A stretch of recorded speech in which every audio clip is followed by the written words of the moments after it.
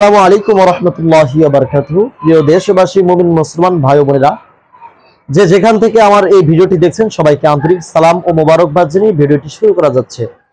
দর্শকবৃন্দু, আশা করি আপনি এতক্ষণ বুঝতে পারছেন এই ভিডিওটি কোন সম্পর্কে, কোন বিষয়ের উপর আলোচনা হবে।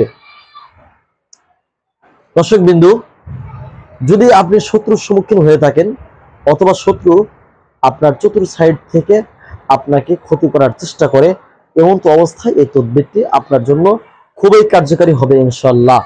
আমি প্রথমে এই তদবিরটি লেখার নিয়ম আপনাদেরকে বলে দেব, আর পর্যায়ক্রমে এই তদবিরটি আপনাদেরকে দেখিয়ে দেওয়ার চেষ্টা করব। লেখার নিয়ম হচ্ছে,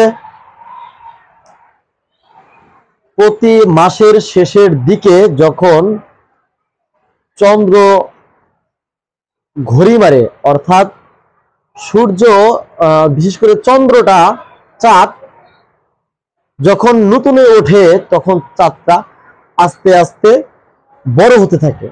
অর্থাৎ একদিন যায় চাঁদটা আরো একটু পূর্ণতা পায়, আরো একদিন যায় আরো একটু বড় হয়, আরো একটু যায় আরো একটু বড় হয়।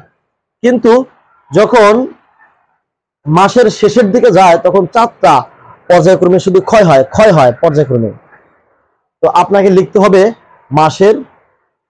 এই মাসের মধ্যে যে অমাবস্যা কিংবা পূর্ণিমার যে রাত রয়েছে, অমাবস্যা কিংবা পূর্ণিমার রাত, এই পূর্ণিমার রাতে অথবা দিনে আপনি তদবিরটি লিখবেন। তদবিরটি লিখে আপনি আপনার গলায় ধারণ করবেন।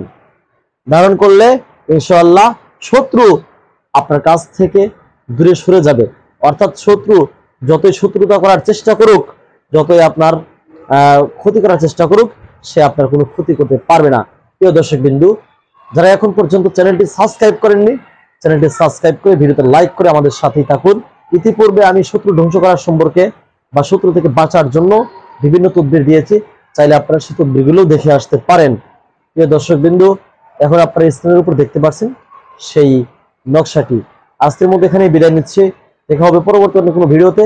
আসসালামু আলাইকুম ওয়া রাহমাতুল্লাহি ওয়া বারাকাতুহু।